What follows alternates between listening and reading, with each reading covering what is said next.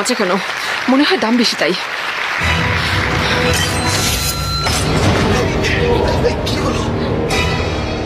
ও এমন ভাবে বলেছিল যেন আমার পজিশন রেডি, যেন আমি পার্মানেন্ট হয়েই গেছে। ওকে আমি এতগুলো গিফট দিয়েছি কি এসব দেখার জন্য?